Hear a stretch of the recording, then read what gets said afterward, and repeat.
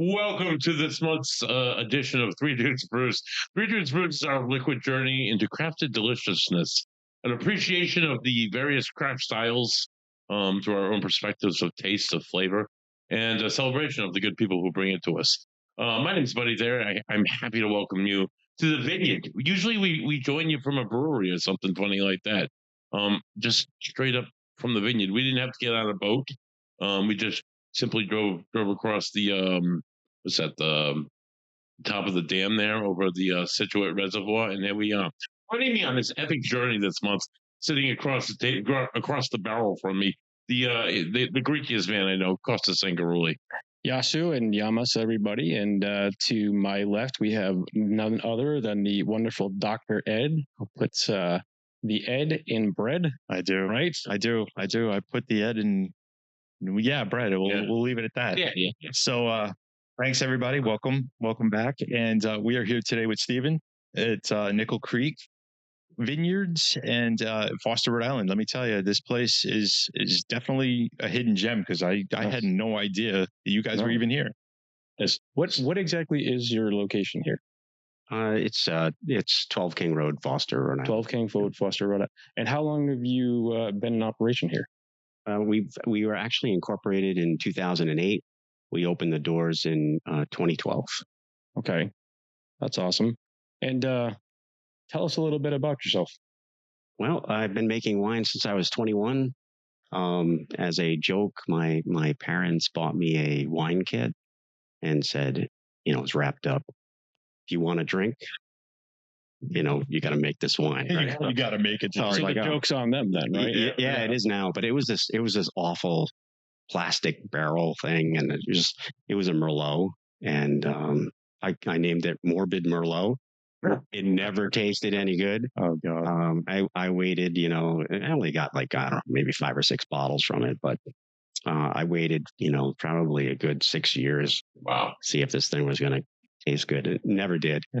Never aged out. No, never aged out. I ended up working on the West Coast for the county of San Diego, and went around to a bunch of different wineries, volunteered, learned a lot of knowledge about making wine, and came back to the East Coast for another job, and decided to do this with my family. Fantastic. So this is a family operation. Yeah, the name Nickle is my two boys' names, Nicholas and Kyle. Okay, that's why it's spelled that way. Nice. Yeah, because I did misspell it. Right. I mean, I spelled it, but obviously that's fantastic though. So you guys, do they work in the vineyard? Do they do? Yeah, they're back there right now. Back there. The longer I spend with you, the less I have to do. Nice. Yeah, that's the best way to be. You got your kids and you got slave labor. I mean, you got hired help. I was just gonna say. I mean, they're old enough to work. We're not violating any child labor. No. So they've been making wine with me since I don't know. They were like 3 and 4 years old. Yeah, that's a family affair then. Yep. Yeah, awesome. I know. You going back to your little winemaking kit as a joke though. So the first beer that I ever tried to make was out of a Mr. Beer kit, and it was the same thing. It was god awful. It was never gonna be anything good at all. But you know what? It gets your foot in the door. Yeah. And so that's kind of sparked everything for you. You think right there? Yeah. And then I went to Sonoma State, and then here on the East Coast, Cornell University is like the UC Davis on the West Coast is for wine. Mm-hmm. So Cornell does a lot for the East Coast wine regions, and did all my labs there and everything like that. So I learned a lot there as well. Speaking of your wine and how delicious it is, can we just rip into this first? Absolutely. Pinkies up, buddy. Yep, pinkies up. Yeah, you got to. And this, these aren't the best for picking up the nose of the wine, but. Well, tell us a little about it. What are we drinking? So this one here is this is our Halo. It's a white blend that we do here. It was kind of like a couple different varietals that we grow. So it's part of our Cayuga White that we grow. There's some Riesling in here as well, and then there's a Sauvignon Blanc as well. So there's 3 different wines in there. So delicious. I mean, is that a common thing? It's hard to do a blend like that. You know what? You get to play around, right? So there's a lot of different varietals in there, there's 3 in this one, right? But the variations that you can do are so large. Like I can take one grape, say a Cayuga White, I can break it into 4 different batches, ferment it differently with different yeast, highlight different notes that I want, and then blend it all back together in the end. Wow. And have this really complex white wine. So it really is a science. That is, I mean, this is not something, folks, where you're out there, stomping your feet in there and putting it in the basement. We don't do that. No. So, I mean, it's fantastic. It's nice and crisp. It's clean. It's, I'm almost picking up like apple. I thought Apple comes from the Cayuga. There's a little bit of a pear note in there as well, a little citrusy in there as well. So it finishes clean on the palate. Mm-hmm. I like to make the wine so it's not complicated, right? A lot of people are intimidated by wines, so they're afraid to even try them. Yeah. Listen, I know I am. I walk into one of the liquor stores around here, and there's one particular one that I go to because they have a ton of local craft beers, and their wine section is like 90% of the store. Yeah. And I walk in there and I'm like, I wouldn't even know where to start. I mean, okay, you got your red, you got your white. And other than that, I'm like, I couldn't tell you anything about the vineyard. I couldn't tell you anything about the variety, what went into it. So I completely get that. It's intimidating to some. Yeah. Sure. Like I like to tell people too, like when you order wine at a restaurant, it's kind of intimidating too. They come out with a bottle, they present it to you. Mm-hmm. Like, what am I supposed to be doing when I see this bottle? Yeah. Thank you. You have the bottle. Yeah. They show you the bottle. And tell me about the bottle. It's $25. No, I want to know. What's in the bottle? What does it taste like? I want to know, is it going to be sweet, dry? Is it going to be fruity, floral? So well, usually when they bring out so I don't order, if I go out for dinner and I have wine, I don't order it by the glass. I order it by the bottle. And that's because I'm afraid I'm not going to get what I asked for. Or it's going to be old. Never really thought about that. So it could be a bottle that has this much in it. I mean, the rest of that is air. Mm-hmm. It's not going to taste very good, but so I always buy the bottle. You got to commit. Interesting. So and then when they bring it out, obviously it's unopened, and they show you the label and everything like that, so you can see this is the bottle that you wanted. Yeah, and in Rhode Island, you're allowed to take home anything that you purchased if you haven't drank the whole thing. Isn't it? It's recorked. I didn't know that. Yeah, you can. If I staple the bag and it's got to be sealed. Yeah. Wow. I think that was like part of COVID. I might be wrong. If I am wrong, somebody please correct me. But we'll have something up there because I'm sure we'll find it. But I believe that you can purchase the bottle. If you don't drink the whole bottle, you can recork it, and the bag's got to be sealed, and you have to have like the. Well, I mean, that's good though, because it doesn't put pressure on you to one, either not buy the bottle because you're like, I'm not going to finish it, right? Or two, you don't have to down the whole thing before you finish your plate of lasagna. Yeah, bottles are usually cheaper than the glass, and if you want to buy the whole bottle, but you don't want to drink the whole thing, you want to take it home. Yeah. You're able to bring your leftover food home. Why can't you bring your leftover? That's good to know. I might buy more bottles because this. That might change things a little bit. Steve, I gotta ask you, as like. I have a garden, so this is like gardening almost. So you grow a lot of your stuff out here, and then you turn it into this wonderful stuff before us. Does the soil in Foster, is it better than say the soil anywhere else? How does the soil affect your wine production, your grape growth? That's a really good question, buddy. Thank you. You did your homework. So the soil plays a big factor.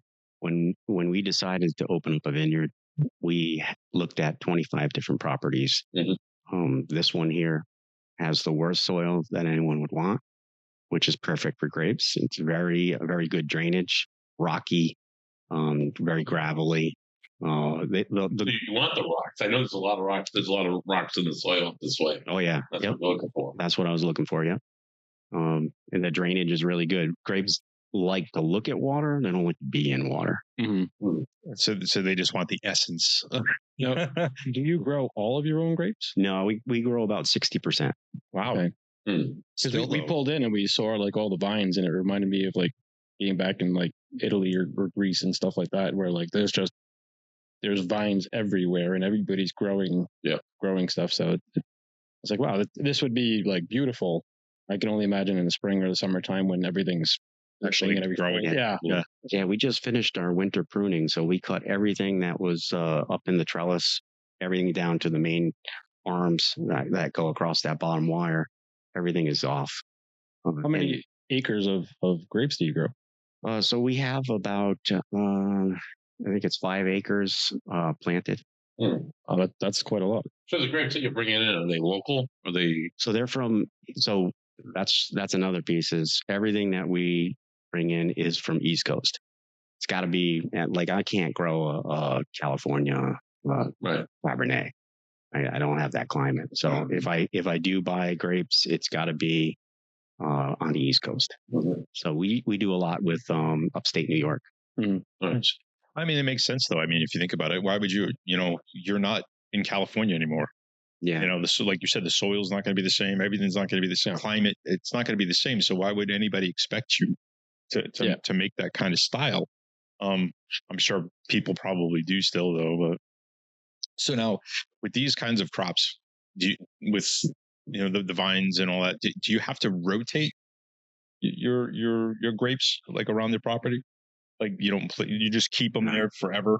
Yeah, it takes 5 years to go to full maturity on a vine. Okay. So from the time you plant it, 5 years, now you're at max yield. And that's what it's going to produce for its lifetime. So you have to do quite a bit of work then to all of the vines. You have to prune it, and then it's a farm, so you have quite a bit of work to do with that, right? Yeah.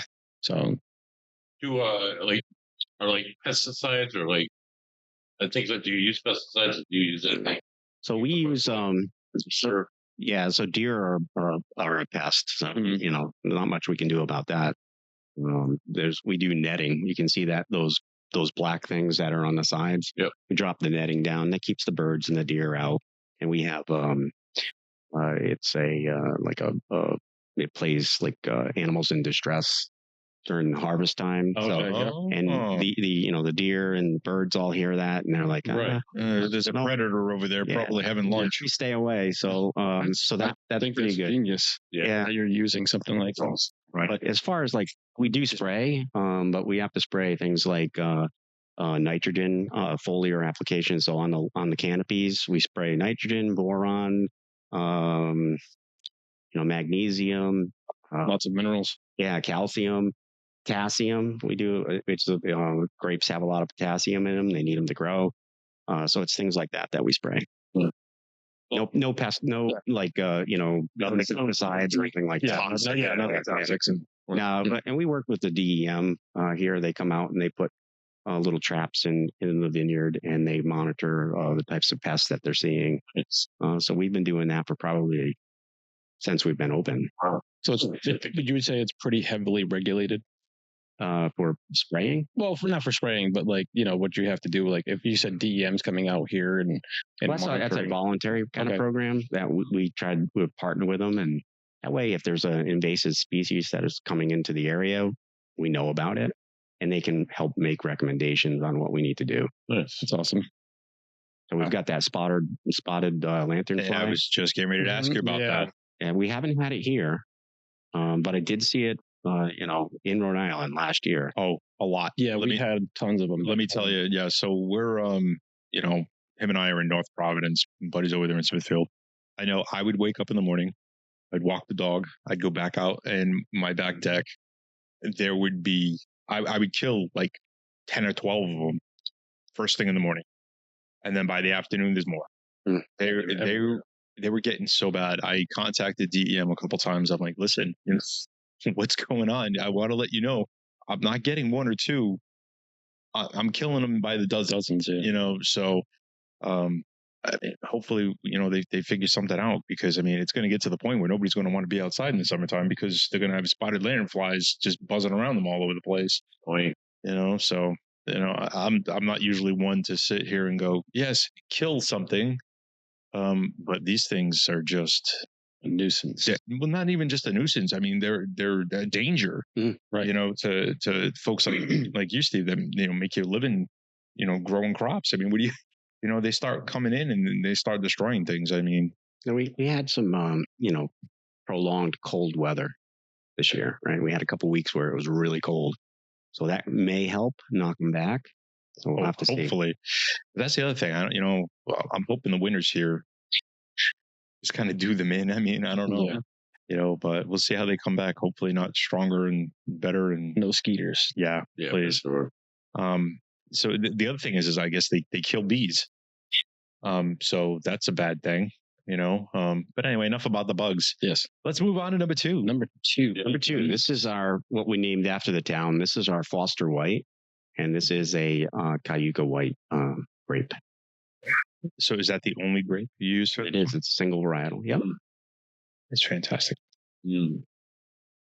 I mean, that's like crystal clear too. I mean, that is. I mean, you can see some of the colors, but it's very, very clear, very light. Yeah, for sure. The first one I think was more tart. I think this one is more sweeter. It's a little more lighter. But this one here is like a great summertime white. Mm-hmm. Now, see, it's funny. You said you thought the first one was tart. To me, this one kind of gets you more. It does, yeah. More in the back, the first one was sweeter, but that's fine. To each his own. To each his own. Hey, that's why we're here. We each have different tastes and this different styles. Has more citrusy notes to it. This is apple and citrus notes in this. It's very, very good. I mean, you guys get to sit here and watch us drink. Hey, why not? That's what we do, right? Good. I mean, this would pair well with any type of like spicy Thai food or anything like that as well, because the sweetness in there, sweet and heat. I remember, right? Sweeter wines with hot food, and then like anything like pork, the apple notes would really highlight. All right. I think we have to give a shout out to Tony Kacheri, who was on our last call episode, who introduced us. Yes. Cheers to Tony. Cheers, Tony. Who introduced us to your wines, and he has blown away. Yeah, we were blown away. He has an incredible. He has a couple bottles of ours at his place. Yeah. Maybe I drink a couple hundred bottles. I've never seen it home. I've never seen a collection at home like that. I was in awe and impressed and jealous. And I don't think we didn't even see the tip of the iceberg. Yeah, I think downstairs. I think he had we did beer mostly.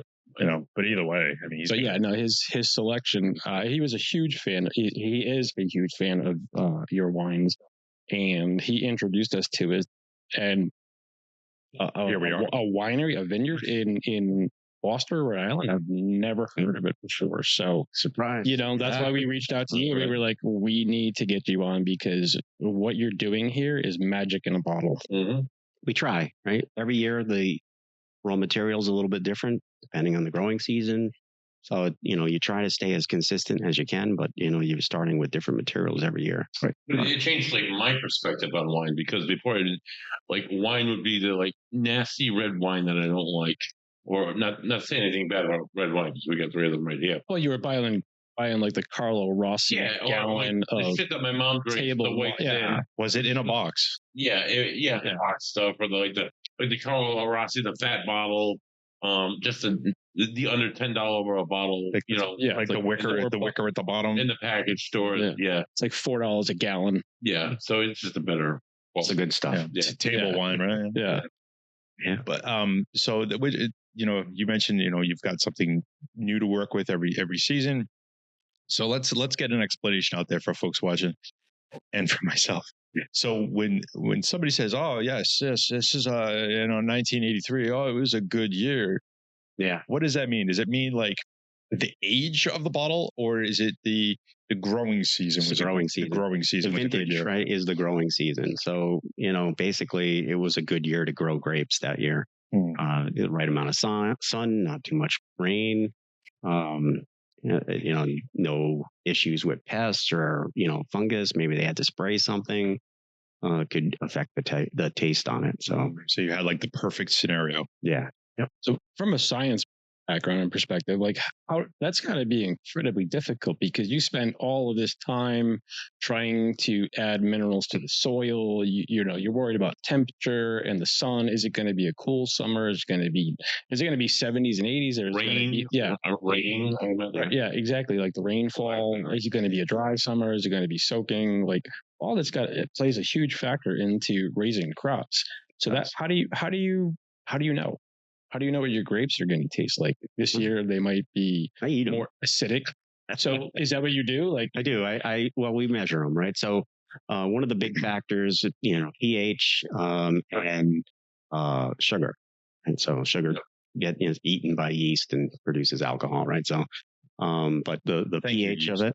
Yep. Thank you, yeast. And there's tons of different yeasts for different things. But so basically what we do is we measure the leaves too. So we'll take samples of the soil, we'll take samples of the leaves, and measure to see what the vine needs in terms of nutrients. But at the end of the year, September, where we're looking to harvest, is always a hurricane coming or something like that. So that you might not be able to leave them on the vine long enough. Early frost, or even late frost in the spring. Yeah. So it's it's Mother Nature, right? You gotta be flexible. End of the day, we measure as much as we can, but it comes down to taste, right? So how's it taste, and then you can kind of adjust based on the taste, because your pH could be the same, but it just doesn't taste the same. What can you do to move it along, the right direction? But normally what I try to do is I try to start with the same sugar levels, the same pH levels, and then what I do is I use the same yeast, get everything so that I'm starting with as much of the same raw material in the same way. You got to control consistency. Yeah. So we ask this a lot of the brewers we talk with. Have there been any happy accidents? Yeah. Would you care to share? Absolutely. We were talking earlier about one of the wines, the Twilight, right? Mm-hmm. So I mean, I was eating chocolate, and it's Ghirardelli's Cabernet Matinee. But there was some, like the ports that I do now, those were accidents. The first one was, hey, I got this fermentation that went, and before I was ready, so I had no idea what my starting sugar levels were, and I was like, oh no. So you know what? I'm just going to measure the sugar level. I know it's already started fermenting. I let that ferment, and then I re-inoculated it with yeast and sugar again. So I double fermented it. And that's how we started coming in with our ports. So we bumped up the alcohol to about in between 18, 19%. And we got to use 2 different yeast strains. So we got, 2 different highlights of the same grape in there. So that one there, I was like, what can I do to keep this, to save this? Right? Yeah, exactly. Yeah. And then it turned into that. And I was like, wow, this is really good. So then it was trying to replicate it, right? So at what point do I do this? And because I still didn't know what the starting sugar level was. Oh, so it was kind of, but yeah, that was kind of fun. Well, I mean, you get to play with things. You get to try and figure the problem out and find a solution and then work with it. And then that Cabernet Matinee, I mean, we were just eating the chocolate, and it was, blackberry and Cabernet flavored, and it was like, hey, can we do this? Can we? So after you drink, you drink some wine, you start to get creative. Right. Hey, maybe we can try. Can we make that? The grape juices start flowing. It's a creative enhancer. That's what we like to refer to.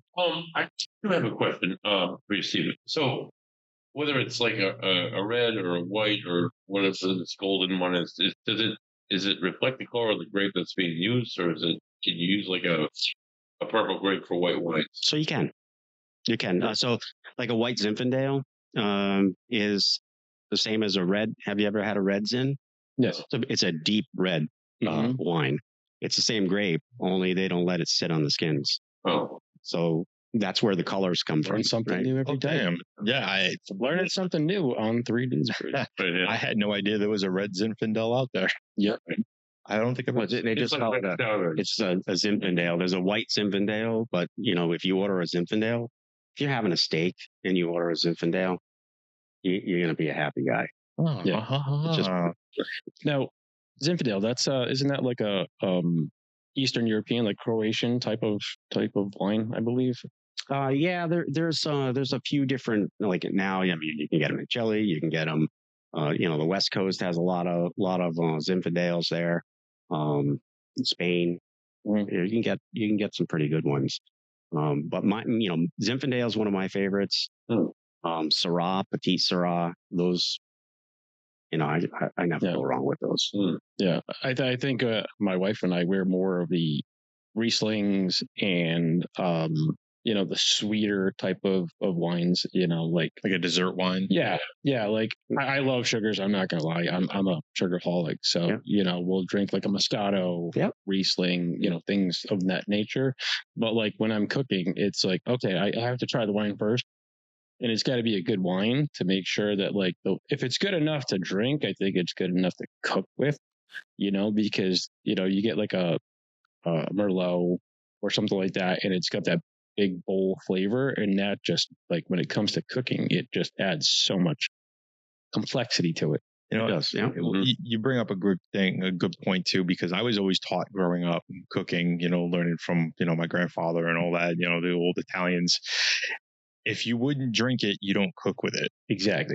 So, you see these cooking wines on the shelves at the markets. One, you don't know how long they've been there. Two, they're probably garbage. And three, I don't know anybody that's ever taken a swig out of that bottle. Right. So like the Holland House, like cooking. Yeah, right. Or, exactly. Yeah, exactly. Come on, get yourself a. I mean, you're eating the food. Like, why would you do that? You can very easily you care for. Even if you're cooking most of the alcohol out, whatever you're doing with it, for the love of God, you can go to the package store and liquor store, whatever you want to call it, and you can get an $8 bottle. Yeah. Okay. Let's at least upgrade our cooking. The thing you shouldn't do though is keep that bottle by the stove. Yeah, make it warm and all that. Warm and cold, warm and cold, warm and cold. That's good. Well, I have to have a drink while I'm cooking. Yeah, that's okay. Just don't store it there. Just don't store it there. Yeah. There's a little bit for you, a little bit for the dish. One that's splash just it, for the pot, one splash for me. My chili recipe calls for 2 stouts. Yeah. One goes in me. Yeah. You gotta. That's the recipe. Sorry, it's like a BOGO, right? Yeah.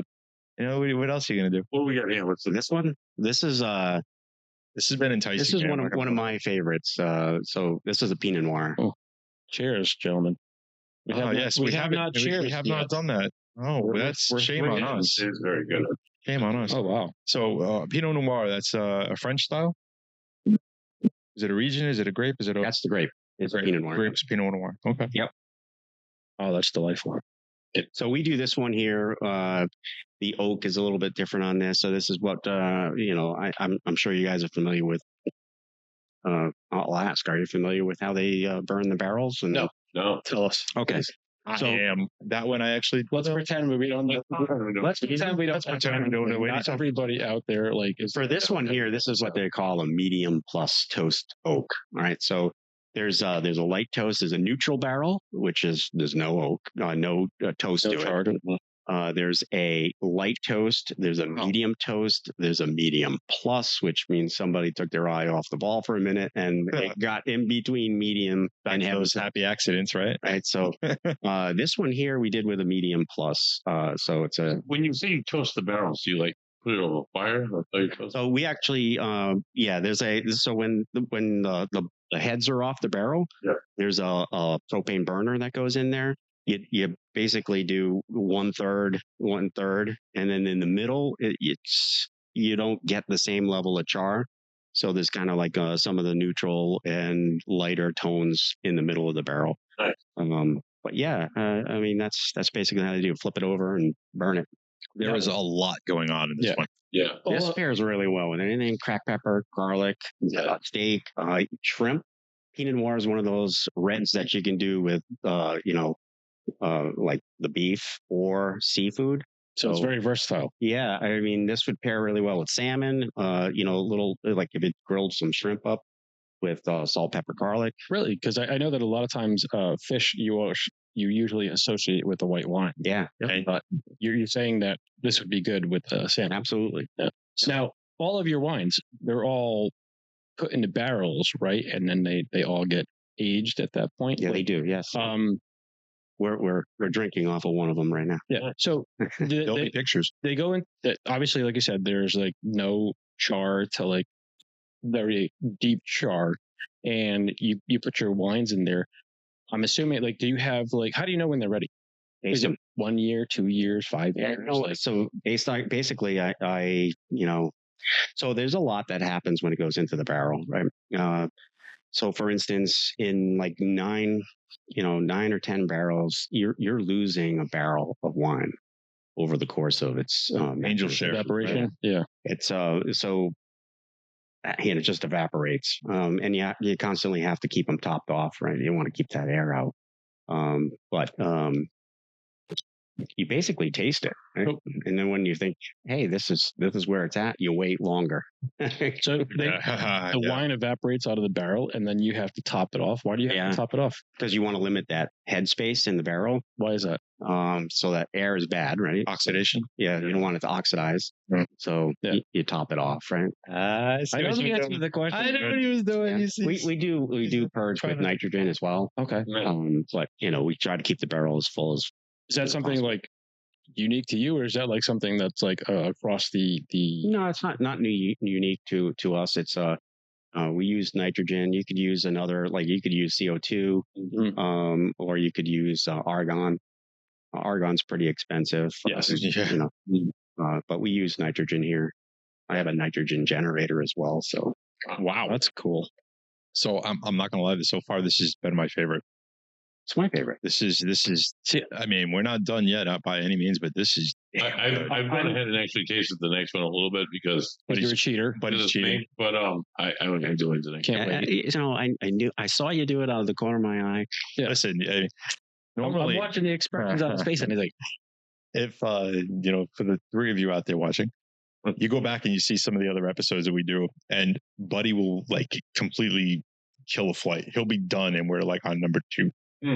he has to have a backup, and he's got a backup drink usually, waiting in the wings because he knows he's going to be done before. To the point. Something that has kept you busy. It's grabbed my attention throughout the show. Is all these awards we got. Yes. On the wall. How many different awards have you won for different wines? I don't know. A lot. Jeez. Yeah. So there's a lot up there.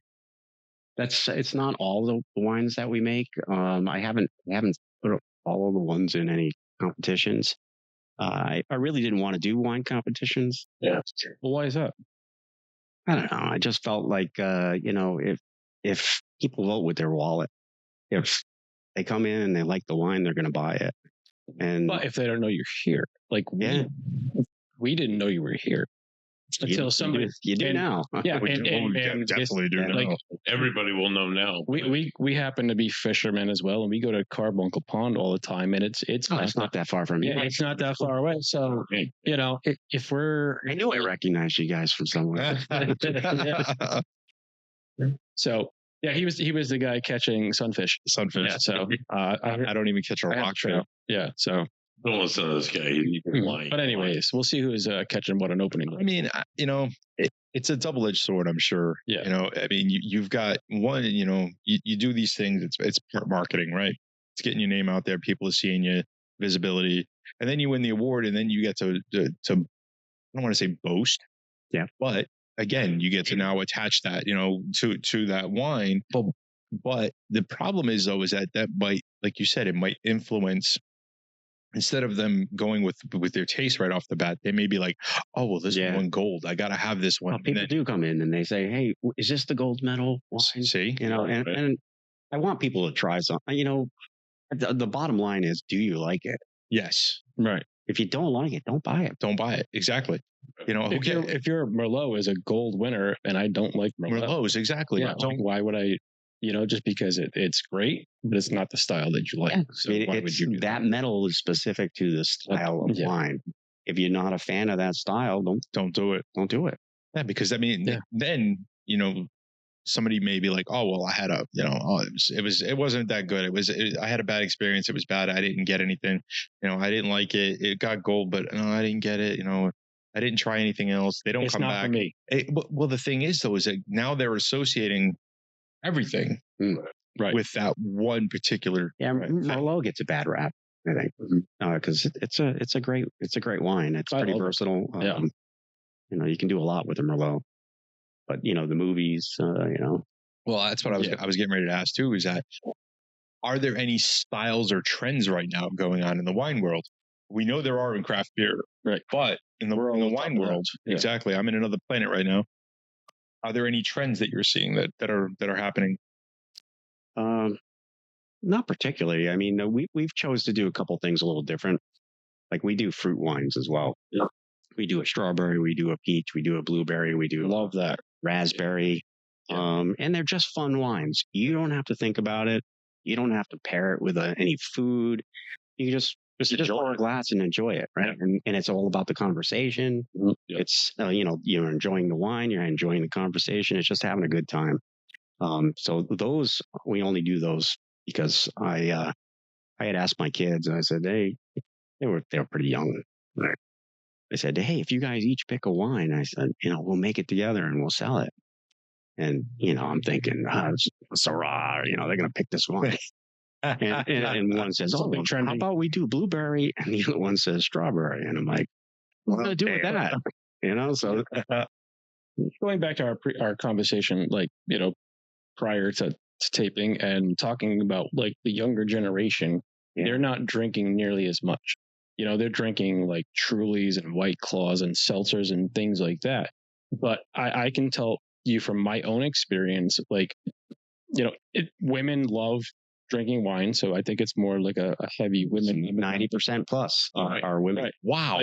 Yeah. And we, oh yeah. So now I'm going to see you on the weekends, huh? Yeah. Oh yeah. Yeah. Oh yeah. That's insane though. 90%. Yeah. 90%, better than 90% sales at the wineries are female. Wow. I totally would believe that because it makes sense. We're guys are more beer drinkers and wine. Women are, let's face it, women are much more sophisticated than men.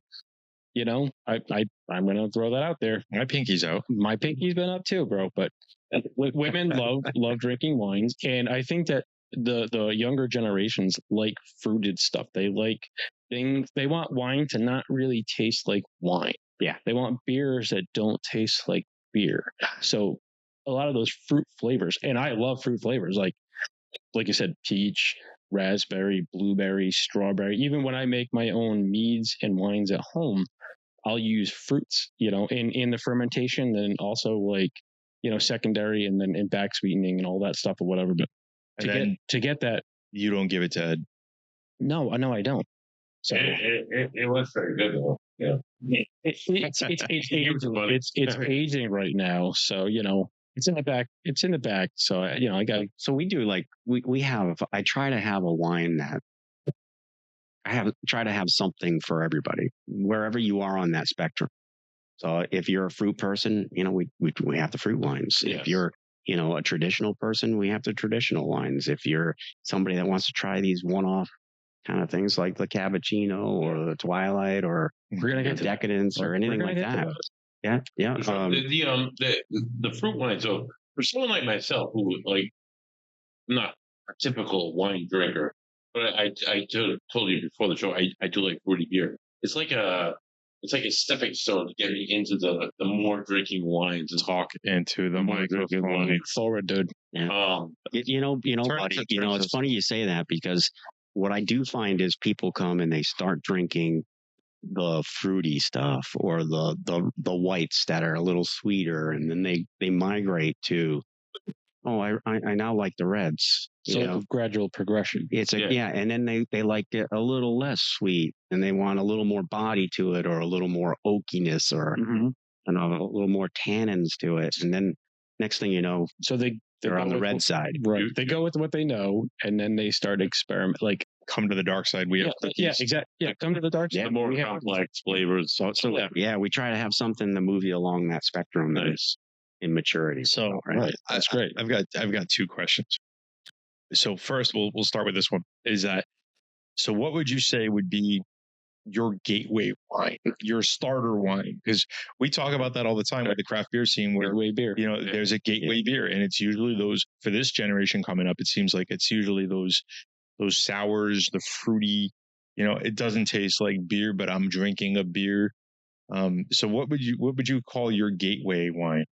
So there's, for people that like the fruits are definitely the gateway, Right. because they're just really easy to drink.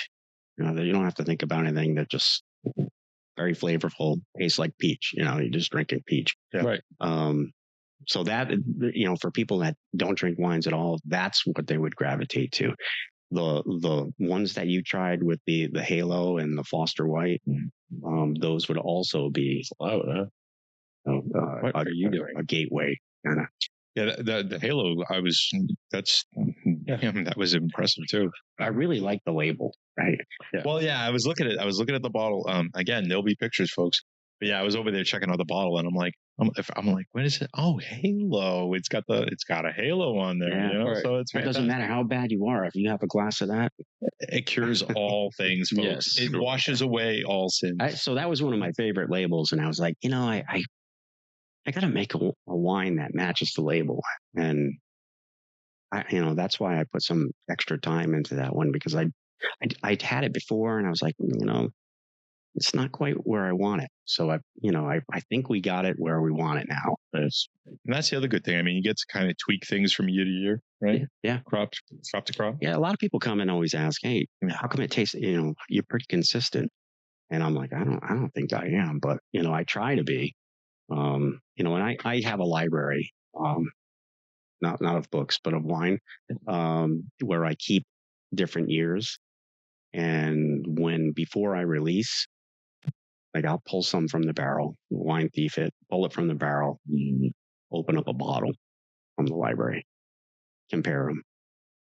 Where are we at? And then, we always try to bottle age as well. So once we bottle it, we let it sit in the bottle and get comfortable in there. It could be a year sitting in the bottle as well.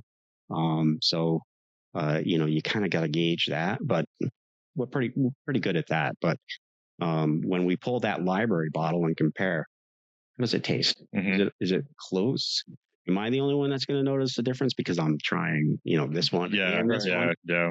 It's always a a question that you have. But so I got two. I said, Yeah, go ahead. Go ahead. So fire away. We were talking earlier, and I was telling you that I like reds, I really do, but they don't always like me back. Oh yeah. So why is that? It depends on if it's a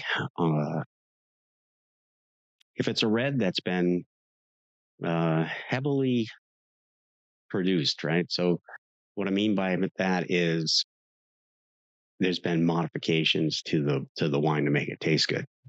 So there's a lot of additives that people put in wines. And there's one that I'm going to throw out there, Mega Purple.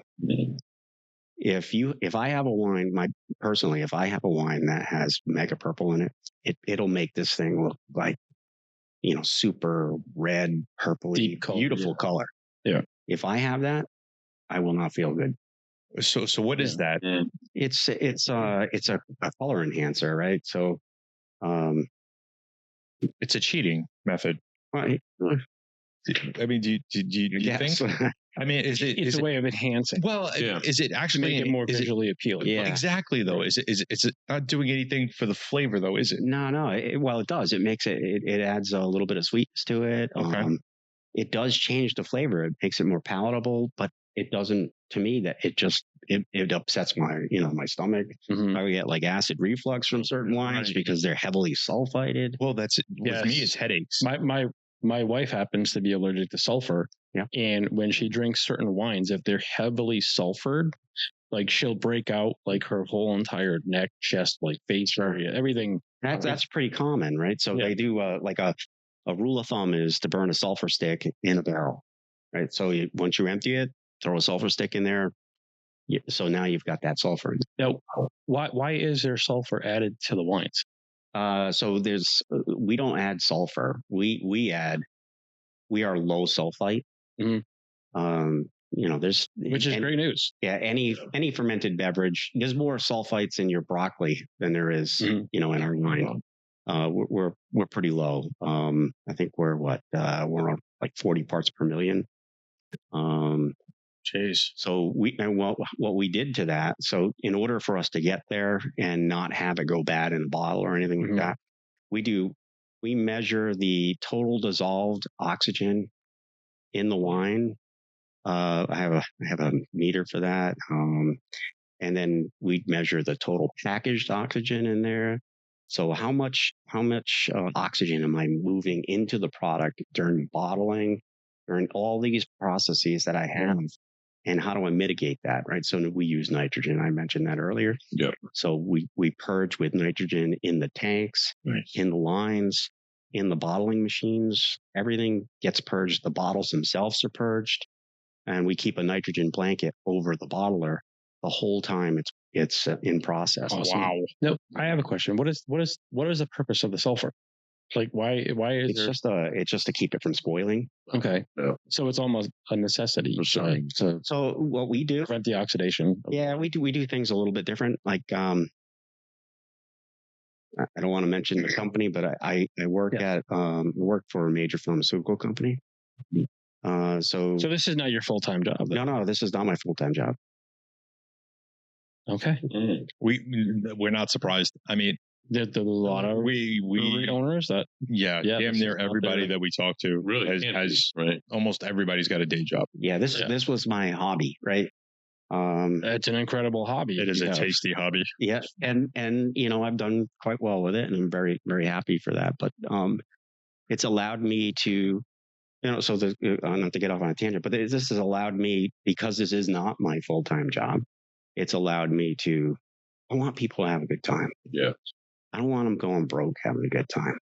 So we try to keep our wines as competitively priced as possible, so that people can come here, kind of unplug from everything, just sit and have a good time, have good conversation, and enjoy good wine.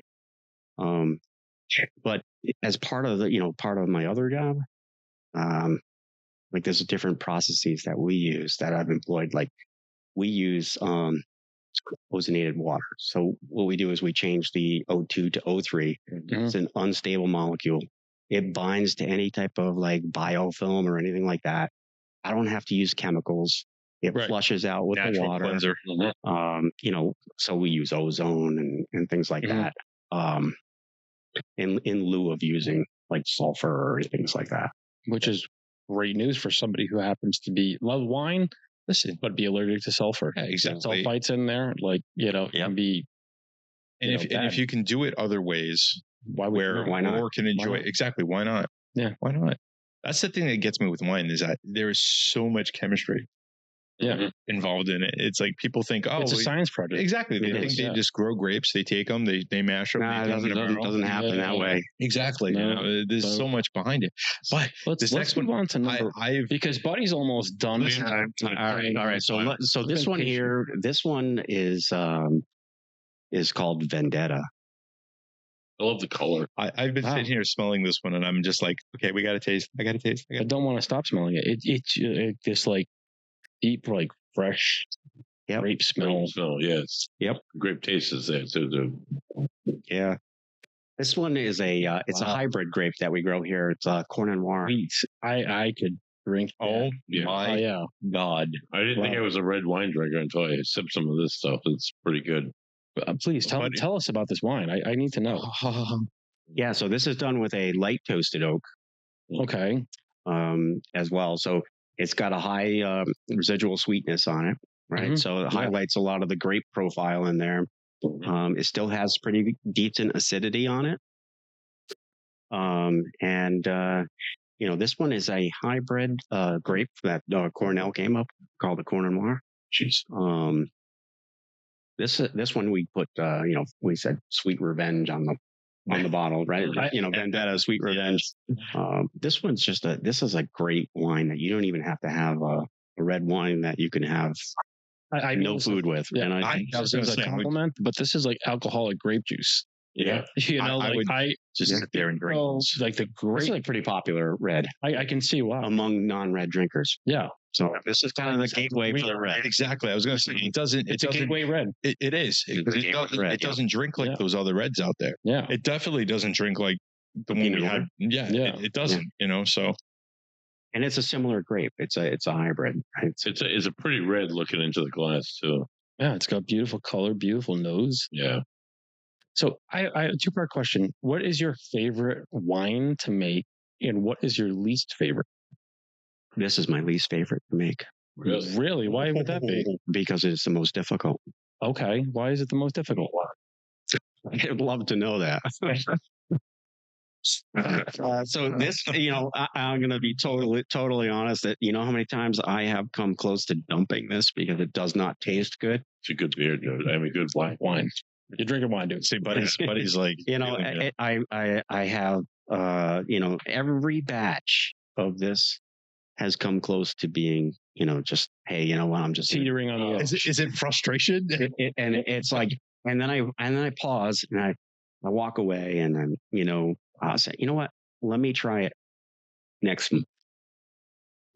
And then all of a sudden it's like, wow, it just changes. It's that one kid that gives you the most trouble, but And I was like, well, all of a Turns out sudden to be a millionaire. it goes from Yeah. tasting, god awful to what you have now. Yeah, this is far from god awful.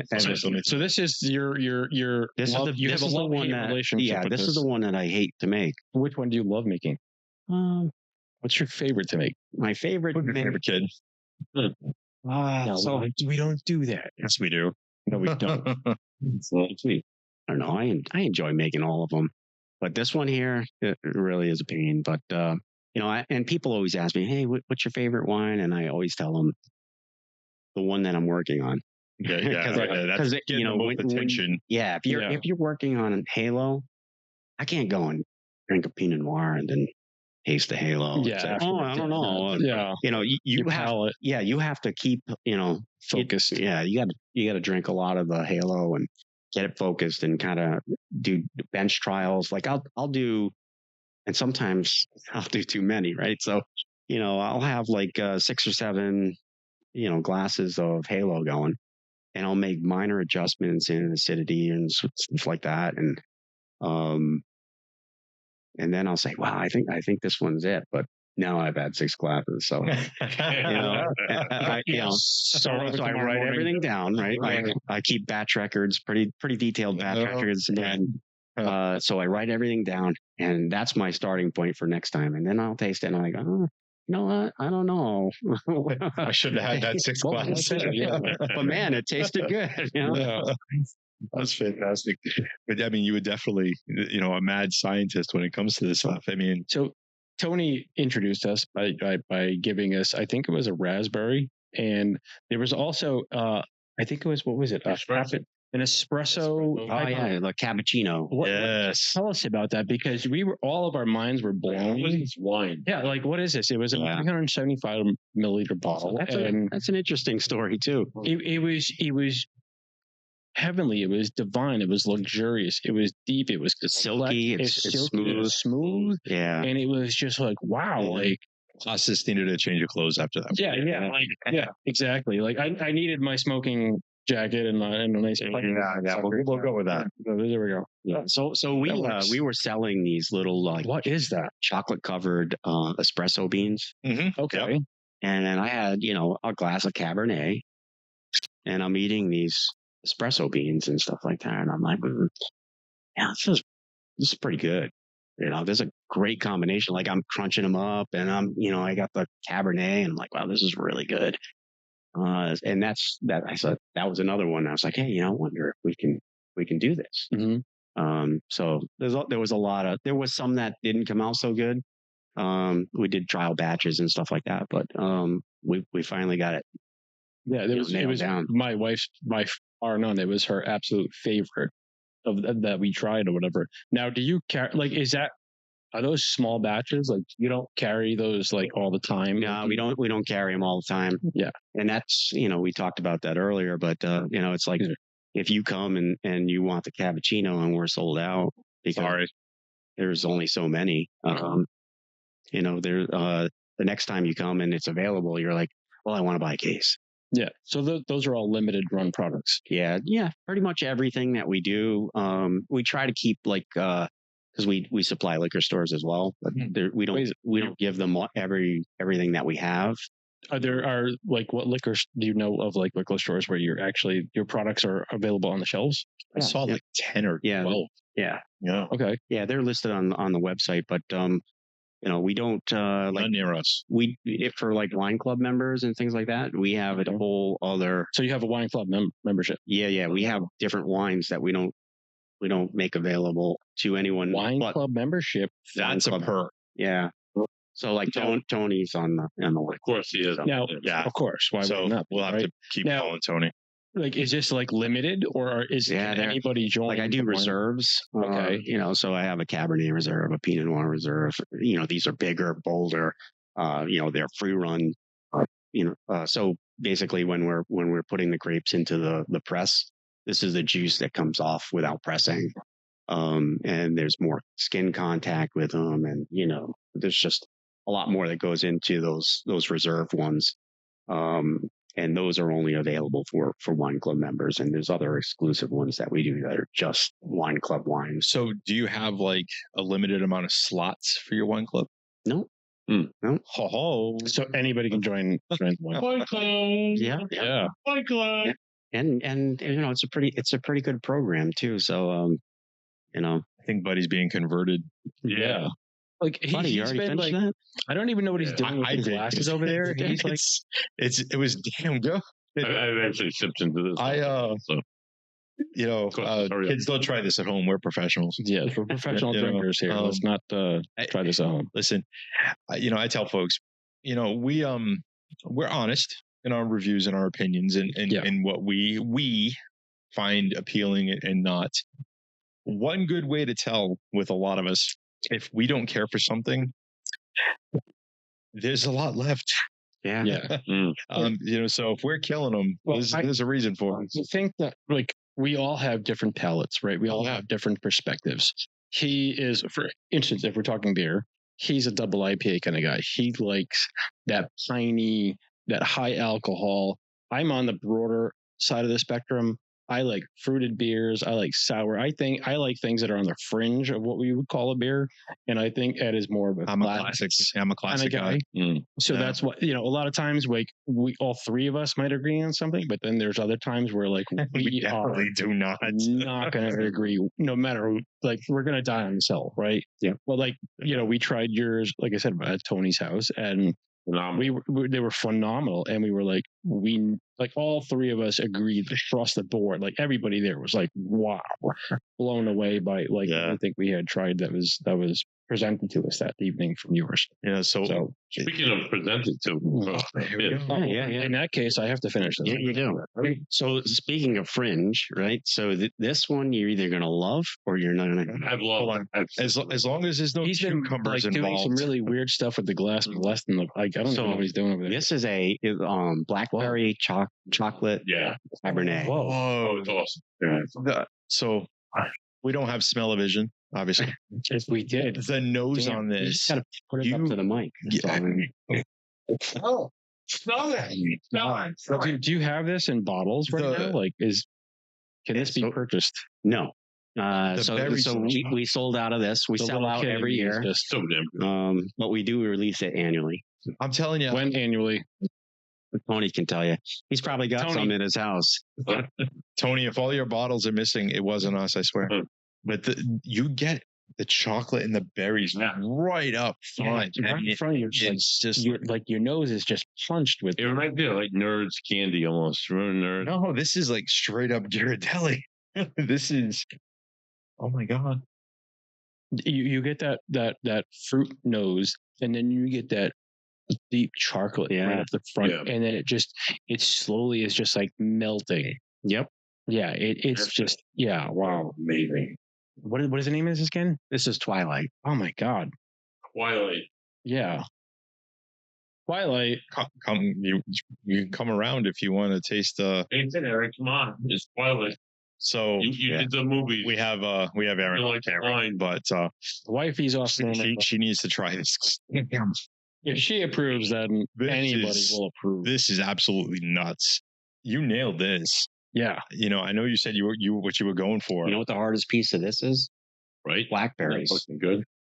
Oh, yeah. You absolutely nailed it. You never eat like a blackberry and then it's got this like super astringent kind of taste to Yeah. it. Oh yeah. So it's like, how do you get that out of there? yeah, that's it. You know, Yeah, we don't want that. This is definitely relaxed. This is a very luxurious, silky, smooth after dinner drink. I've had.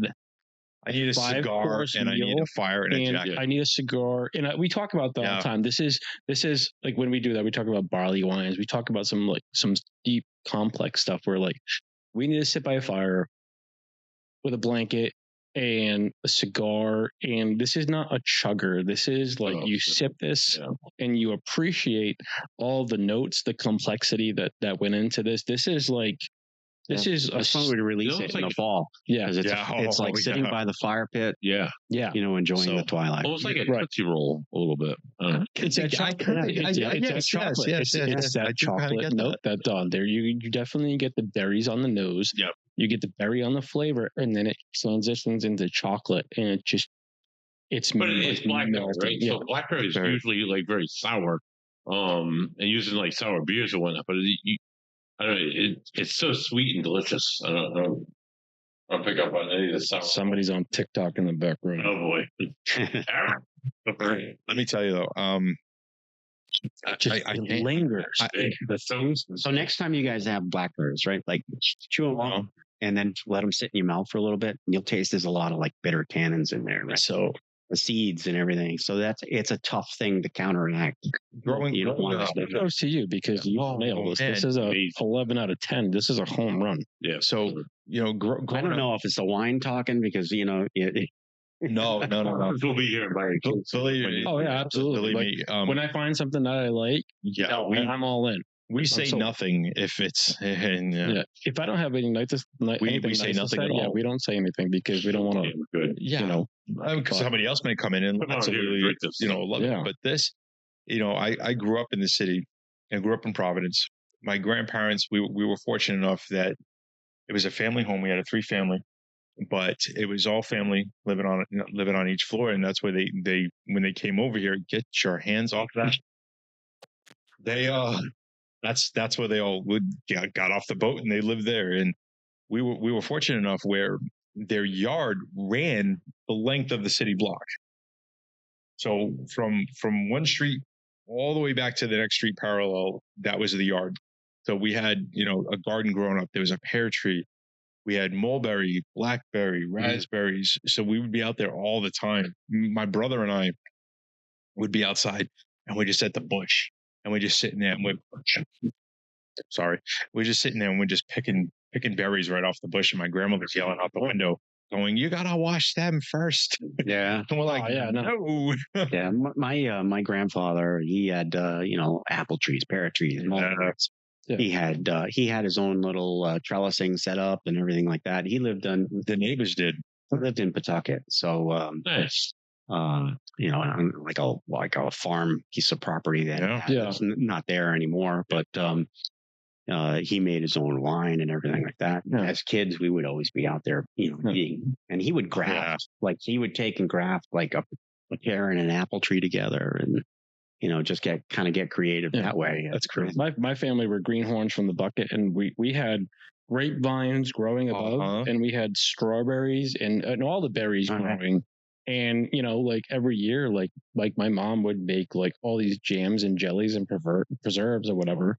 So, we were used to that. And then like even going back to the old country, going back to Sparta, like there were like bushes everywhere and you would just like pick all these fresh berries everywhere. And as a kid, it was like I have an unlimited amount and I can just do whatever I want and just like eat it. Like, I'm just a fat kid. You just be like, wham, you'd probably eat like, I don't know, 10 pounds of berries and just be like, you'd look like the girl Veronica from Willy Wonka covered in berry jam because it was just so good. The violet, wasn't it? Violet. Yeah, you're turning violet. Violet. Yes, you're absolutely right. Yes. But that was the same thing. I grew up on pear sauce instead of applesauce because we had a pear tree. Yeah. Right. So that's what my grandmother did. She'd grab the pears and we'd have pear sauce. But the neighbors, same thing. They had a trellis set up.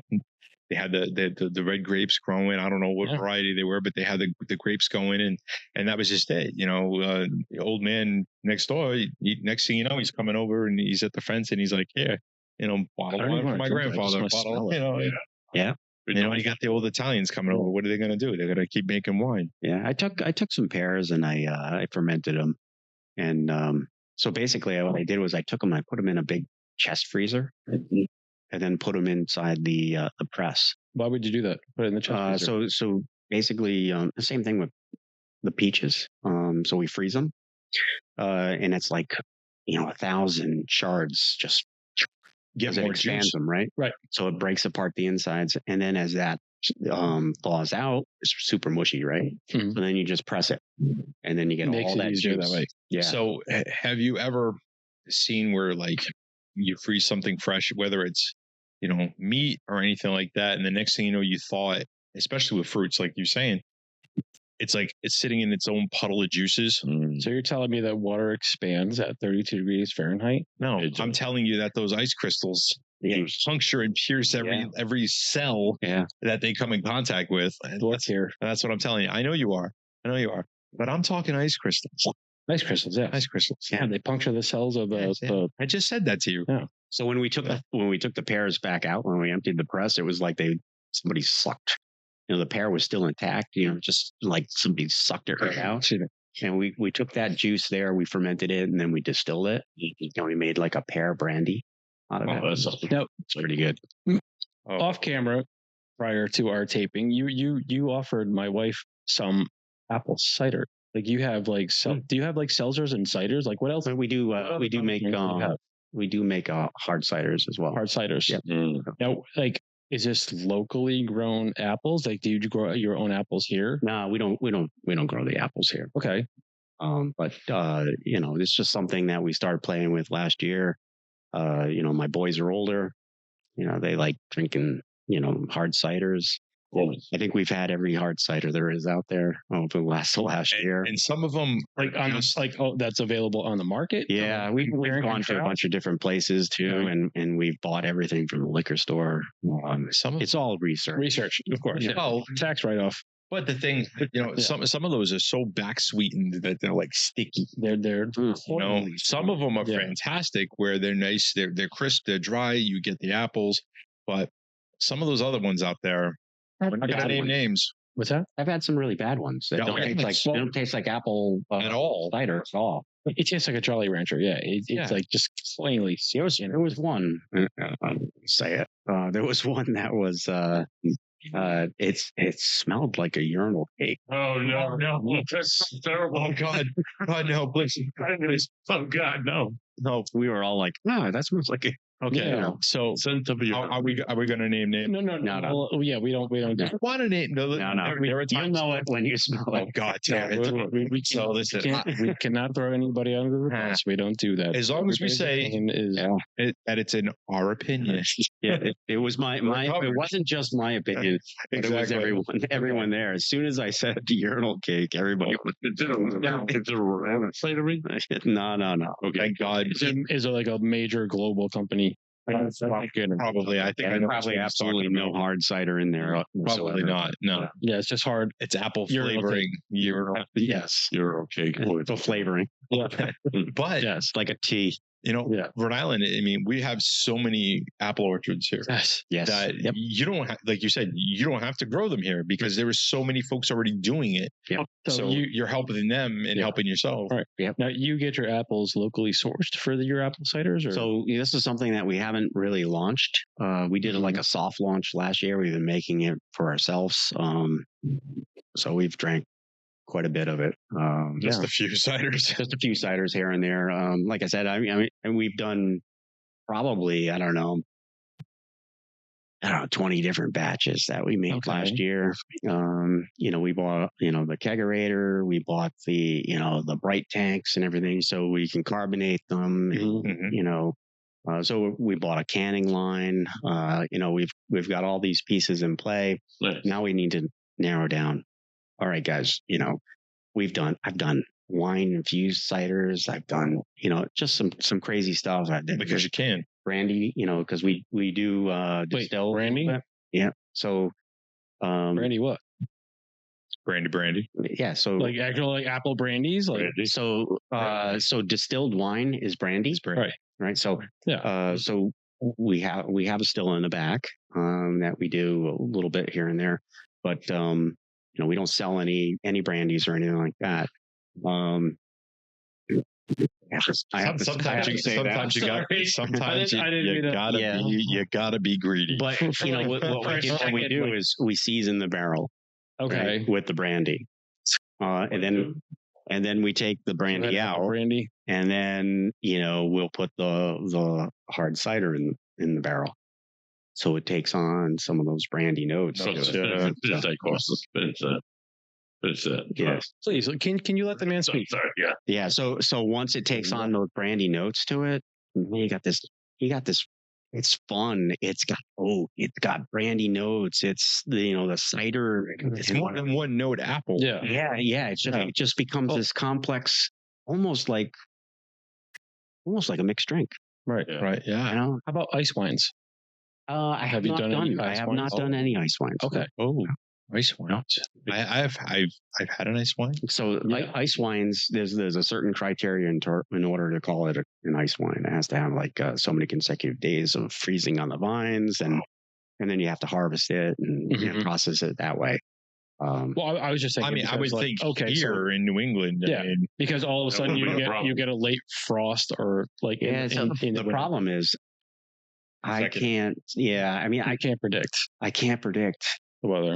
Yeah, is it going to be one cold day, and then as soon as you get that frost, now they're dying on the vine, and then I got to wait 2 more weeks. Right. You may not have that time now they start to go bad, right? So, so I just I like to deal in the known kind of thing. Yes. Well, especially here. Place. Well, that's just it. I mean, especially when you got money involved. Yeah.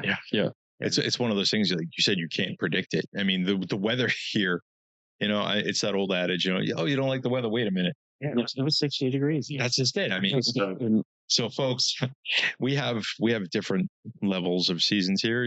We had, fall, spring. We had winter, we had fall, spring, and we'll have second winter, and then we'll have spring. And then we just go right into hell. Yes. Yeah. So I can see how that's. I mean, you would really have to just dedicate one section of, I don't care if this fails. It might work, but it's probably going to fail. Yeah. Just to do that ice wine, but see, he was speaking of ice wines. Okay. We'll talk about the last one. Let's talk about the last one. And then I'll get back to what I was saying. You can finish. Okay. Because I'm seeing you guys like he's picking it up. We're eagerly. I just picked up my glass. I'm always the last. Eager. Go ahead. Glass with a glass. Have you done any sparkling wines? Not going to say champagne because it's not the region. So I have taken the. Yeah, what are you doing? So